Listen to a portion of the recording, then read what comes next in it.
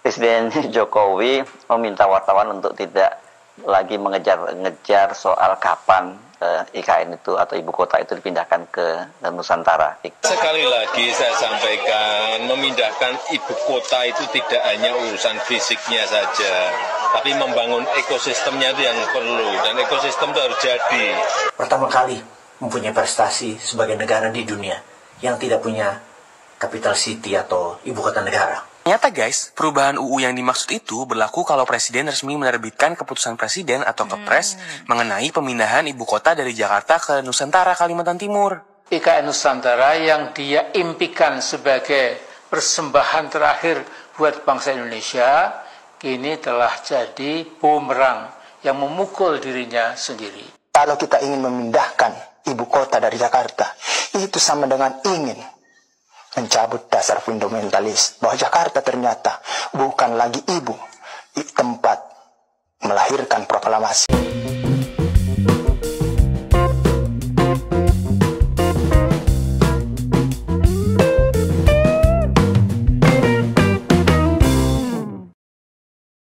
Assalamualaikum warahmatullahi wabarakatuh. Shalom, Om Swastiastu, Namo Buddhaya, salam kebajikan, salam sejahtera bagi kita semua. Kembali lagi dengan saya di sini Leonardo Sirait di channel Sirait Media. Oke teman-teman, kali ini kita akan membahas tentang Amin Rais lagi ya, yang tukang nyinyir ya. Nah, di sini ada pesan Pak Jokowi buat orang-orang yang sering banget menyinyir gitu ya. Menyinyir. Nah, kira-kira menyindir apa gitu ya. Yuk mari kita simak dulu video berikut ini. Sekali lagi saya sampaikan, memindahkan ibu kota itu tidak hanya urusan fisiknya saja, tapi membangun ekosistemnya itu yang perlu, dan ekosistem itu harus jadi. Sehingga kalau yang namanya kita pindah itu, rumah sakit siap karena itu dibutuhkan, pendidikan untuk anak-anak kita juga siap, sekolah artinya juga dibutuhkan, dari TK, SD, SMP, SMA, SMK, sampai universitas, kemudian keramaian, ada restoran, warung-warung yang juga itu diperlukan, kemudian masalah yang berkaitan dengan logistik, di mana kita mencari sesuatu barang, di mana kita mencari sesuatu, ingin beli barang, semuanya itu harus siap. Kalau sekarang, apartemennya siap, tapi kantornya belum, mau apa? Jadi kali ini kita berbicara soal IKN. Akhir-akhir ini tuh banyak banget orang yang mempertanyakan ke Pak Jokowi kapan sih tanda tangan soal perpindahan ibu kota dari Jakarta ke IKN. Katanya kan kemarin mau ditunda, mau ditandatangani gitu kan. Sekarang Pak Jokowi mengatakan kemarin bisa ditandatangani Pak Jokowi atau bisa yang menandatangani Pak Prabowo gitu kan. Dari statement Pak Jokowi ini yang inilah yang membuat kemudian tuh membuat orang-orang jadi bertanya-tanya, jatuhnya jadi bahan buat gimana ya? Jatuhnya bahan buat orang-orang itu untuk terus menggoreng isu-isu ini gitu ya teman-teman.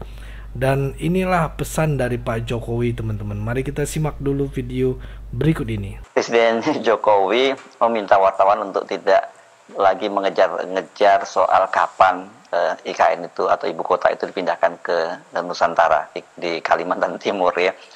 Penegasan dari Presiden Jokowi itu disampaikan hari ini tanggal 6 Oktober 2024 seusai Presiden Jokowi melepas kegiatan fun run atau kegiatan lari asik gitu yang diselenggarakan sebagai bagian dari peringatan hari ulang tahun TNI yang ke-79 di ibu kota Nusantara. Saya nggak tahu nyebutnya apa ya kita nih sekarang, ibu kota atau kita sebut saja ya kota Nusantara lah gitu. Karena apakah ibu kota itu akan dipindahkan betul ke IKN, itu kelihatannya hampir dapat dipastikan dalam waktu dekat ini, saat ini di era pemerintahannya Presiden Jokowi itu tidak akan terjadi. Bahkan juga kelihatannya juga tidak akan terjadi di era pemerintahan Prabowo. Sekali lagi saya sampaikan, memindahkan ibu kota itu tidak hanya urusan fisiknya saja. Untuk pertama kali dalam sejarah di Indonesia, kita tidak memiliki ibu kota, di mana tahun 2022 udah dicabut, katanya mau ganti ke IKN, dan DKI Jakarta, daerah khusus ibu kota Jakarta, diganti daerah khusus Jakarta. Kemudian rencana IKN akan dinyatakan menjadi ibu kota negara. Tapi saat ini IKN ternyata tidak jadi ibu kota negara, dan Jakarta bukan ibu kota negara. Jadi kekampretan seperti ini kenapa bisa terjadi?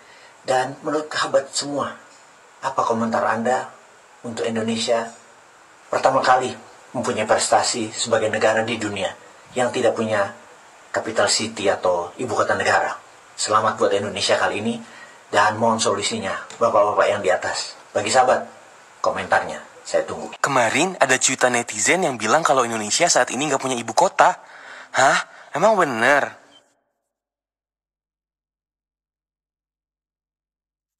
Berdasarkan UU IKN, mulai 15 Februari lalu, Jakarta kehilangan status ibu kotanya.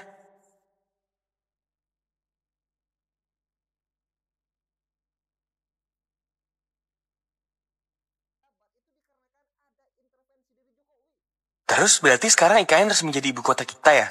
Eits, belum ternyata guys. IKN masih belum siap. Lalu sekarang ibu kota Indonesia di mana ya? Follow TikTok Tren Asia untuk berita terupdate tiap harinya. Ternyata guys, perubahan UU yang dimaksud itu berlaku kalau Presiden resmi menerbitkan keputusan Presiden atau Kepres mengenai pemindahan ibu kota dari Jakarta ke Nusantara, Kalimantan Timur. Staf khusus Presiden bidang hukum Dini Shanti Purwono menegaskan DKI Jakarta masih berstatus sebagai ibu kota Indonesia hingga saat ini.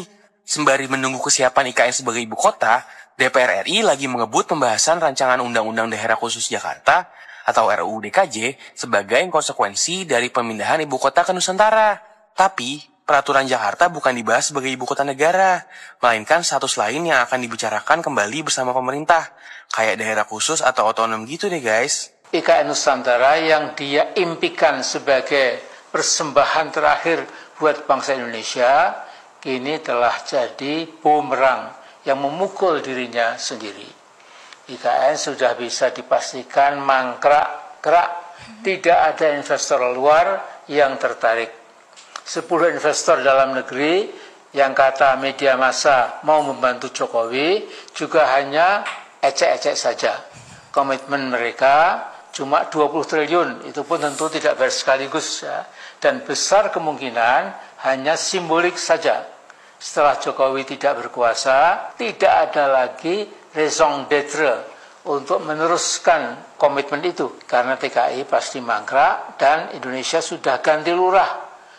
Maka lurah Prabowo insya Allah lebih mampu memimpin Indonesia. Kalau kita ingin memindahkan ibu kota dari Jakarta, itu sama dengan ingin mencabut dasar fundamentalis bahwa Jakarta ternyata bukan lagi ibu tempat melahirkan proklamasi, bukan ibu yang menjahit merah putih, bukan ibu tempat memfasilitasi para pendiri bangsa menghadirkan Pancasila, menghadirkan konstitusi yang kita nikmati sekarang.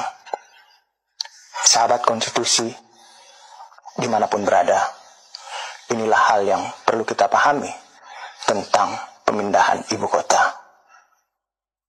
Pembukaan Undang-Undang Dasar 45 secara teknokratik, hukum tata negara, bisa saja dilakukan perubahan. Tapi nilai-nilai fundamental pembukaan itu kita semua tidak berani, bahkan tidak mampu untuk mengubah berdasarkan hati kita. Meski seluruh kekuatan partai politik di MPR sepakat untuk melakukan perubahan, tapi kita semua tidak mampu dan tidak punya daya secara filosofis fundamental untuk melakukan itu. Dan nilai tentang pembukaan filosofis fundamental itu sesungguhnya sama dengan ketika kita melekatkan Jakarta sebagai ibu kota negara. Bahwa kemudian sebagai pusat pemerintahan, sebagai ibu kota negara, ketika kemudian aktivitas perekonomian ingin semua mendekat kepada kekuasaan, sehingga Jakarta sebagai kota dikelilingi, terkepung oleh aktivitas perekonomian, bahkan kapitalisme, tidak berarti negara atau kekuasaan harus menyingkir, bahkan mengungsi ke daerah lain, kemudian mencabut status Jakarta sebagai ibu yang menjahit merah putih, menjahit proklamasi. Ibu kota pada dasarnya adalah otak sebuah negara, dan memilih lokasi di mana kita ingin menempatkannya tentu saja merupakan sebuah pilihan yang sangat strategis. Lokasi terbaik untuk ibu kota adalah suatu tempat yang dapat dengan mudah dipertahankan, dan dari situ kita dapat melakukan kontrol dan integrasi proyek atas seluruhnya. Ibu kota menjadi tempat tinggalnya para pejabat tinggi negara, presiden, dan semua lembaga negara. Bahkan menjadi tempat bermukimnya pejabat-pejabat tinggi negara asing, duta besar, dan konselor lain. Oleh karenanya harus ditreat secara khusus dan penting. Oleh karena itu ibu kota negara harus dilihat sebagai perwakilan seluruh negara dan mudah diakses oleh sebagian besar masyarakat. Dan karena semua alasan tersebut, ibu kota paling sering dibangun di pusat suatu negara, tetapi terkadang pilihan lokasi baru pada akhirnya gagal. Misalnya pada tahun 2005, Myanmar memindahkan ibu kota mereka dari Yangon ke Naypyidaw. Lebih dari 325 km ke utara, luasnya mencapai sekitar 7.054 km persegi, dan dihuni sekitar 924.000 jiwa. Pemindahan dilakukan saat junta militer dikuasai Jenderal Tan Siew. Proyek urbanisasi militer setempat.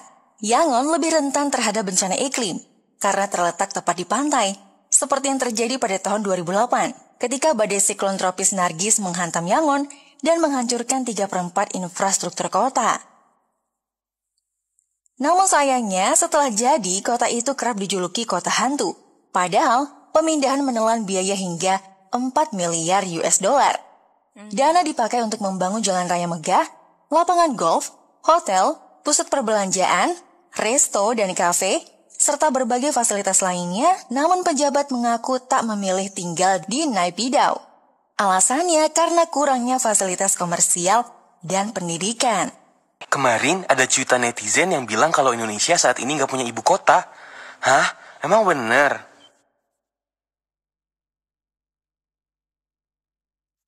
Berdasarkan UU IKN, mulai 15 Februari lalu, Jakarta kehilangan status ibu kotanya.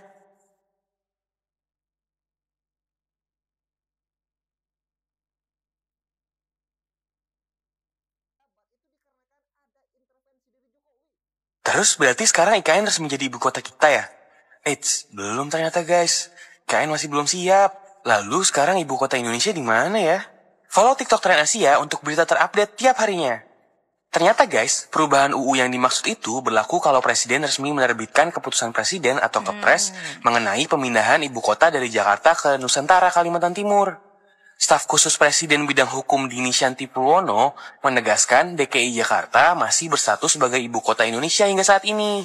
Sembari menunggu kesiapan IKN sebagai ibu kota, DPR RI lagi mengebut pembahasan rancangan Undang-Undang Daerah Khusus Jakarta atau RUU DKJ sebagai konsekuensi dari pemindahan ibu kota ke Nusantara. Tapi, peraturan Jakarta bukan dibahas sebagai ibu kota negara, melainkan status lain yang akan dibicarakan kembali bersama pemerintah, kayak daerah khusus atau otonom gitu deh guys. IKN Nusantara yang dia impikan sebagai persembahan terakhir buat bangsa Indonesia, kini telah jadi bumerang yang memukul dirinya sendiri. IKN sudah bisa dipastikan mangkrak, tidak ada investor luar yang tertarik. 10 investor dalam negeri yang kata media massa mau membantu Jokowi juga hanya ecek-ecek saja. Komitmen mereka cuma 20 triliun, itu pun tentu tidak bersekaligus ya. Dan besar kemungkinan hanya simbolik saja. Setelah Jokowi tidak berkuasa, tidak ada lagi raison d'être untuk meneruskan komitmen itu. Karena TKI pasti mangkrak dan Indonesia sudah ganti lurah.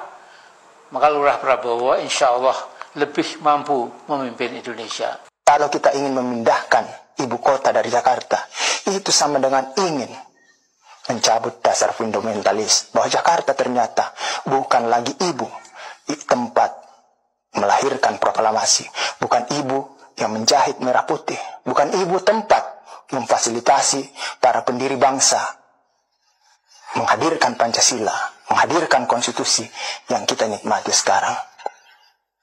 Sahabat konstitusi dimanapun berada, inilah hal yang perlu kita pahami tentang pemindahan ibu kota.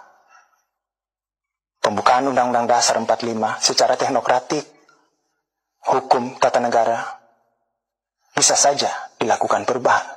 Tapi nilai-nilai fundamental pembukaan itu kita semua tidak berani, bahkan tidak mampu untuk mengubah berdasarkan hati kita. Meski seluruh kekuatan partai politik di MPR sepakat untuk melakukan perubahan, tapi kita semua tidak mampu dan tidak punya daya secara filosofis fundamental untuk melakukan itu. Dan nilai tentang pembukaan filosofis fundamental itu sesungguhnya sama dengan ketika kita melekatkan Jakarta sebagai ibu kota negara.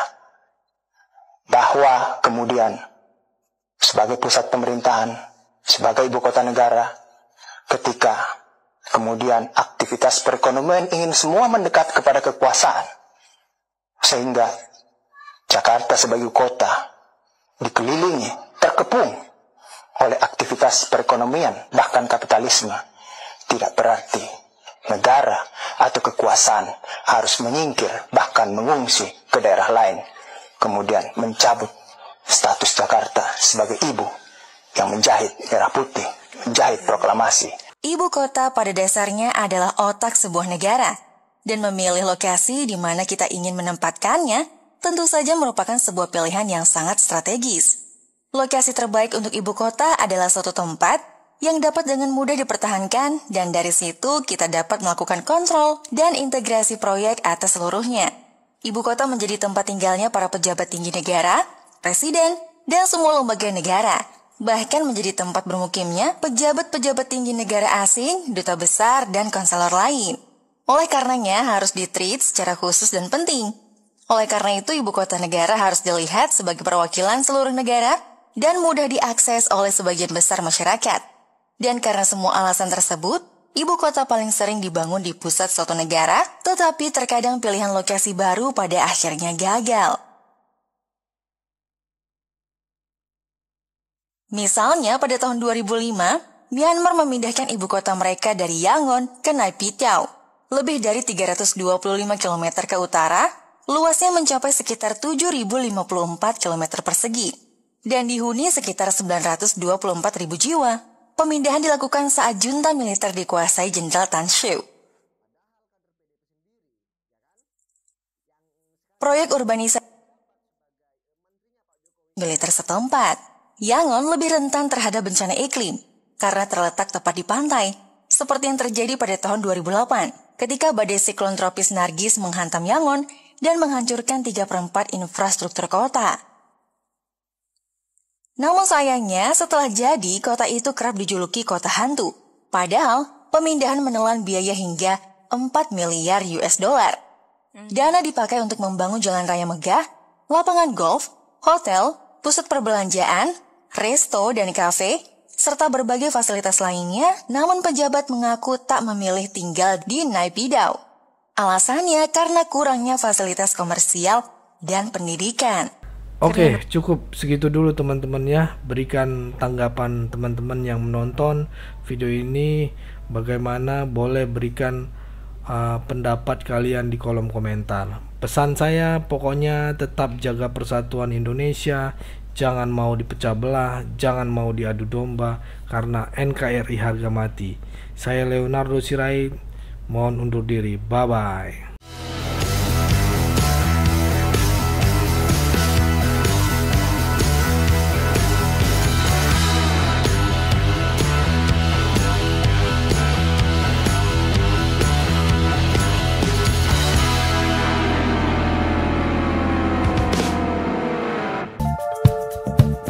Kawan-kawan yang mau mendukung Sirait Media, boleh melalui rekening ini, dan bisa melalui Kris Mobile Banking ini. Dengan cara scan barcode Kris ini, di mobile banking kawan-kawan.